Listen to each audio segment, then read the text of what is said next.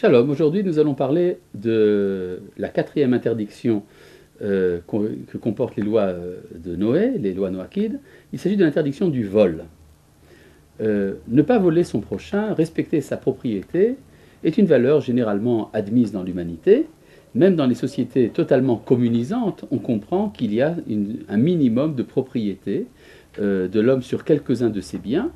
Et de manière générale, l'idée de propriété est presque aussi vieille que le monde. Et la loi noachide et la loi de la Torah interdisent le vol. Tu ne voleras point. Et il y a différentes modalités de vol. Le vol, ça peut être voler le temps de son prochain, ça peut être voler son honneur, ça peut être voler ses biens, ça peut être endommager ses biens sans les voler. Tout cela fait partie de l'interdiction du vol. Il y a donc énormément de modalités.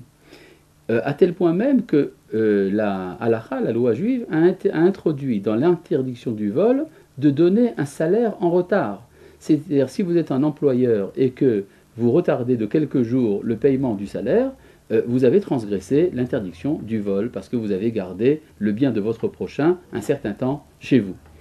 Alors évidemment, ça peut être réparé, parce qu'on peut effectivement, disons, avoir des conventions qui font que les retards sont autorisés, simplement ils sont pénalisés, et tant d'autres modalités. Mais de manière générale, il faut comprendre quelle est la gravité du vol, à tel point même que dans certaines sociétés, le vol a été même puni de mort. Et la raison est très simple, c'est qu'il y a un rapport véritablement profond entre l'homme et les objets qui lui appartiennent. Ce n'est pas simplement une utilisation. Par exemple, si j'ai un objet qui m'appartient, je peux l'utiliser. Une fois que j'ai fini de l'utiliser, je peux le jeter.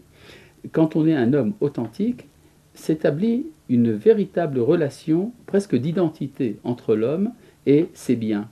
Non pas celle de l'avare, qui ne peut pas se détacher de ses pièces d'or. Il s'agit de tout à fait autre chose. En effet, la tradition midrashique, celle du Talmud, nous dit que les justes sont attachés à leurs biens plus qu'à leur corps. Et ceci pour une raison très simple, c'est que le corps n'est pas vraiment important, mais les biens, on peut faire du bien avec les biens. C'est pour ça d'ailleurs qu'on les appelle des biens. Et donc, quand on arrache à quelqu'un un objet auquel il s'est attaché, c'est comme si on avait arraché une partie de son être. C'est comme si on avait entamé la plénitude de sa personne. D'une certaine manière, c'est comme si on l'avait un peu tué. D'où la gravité du vol.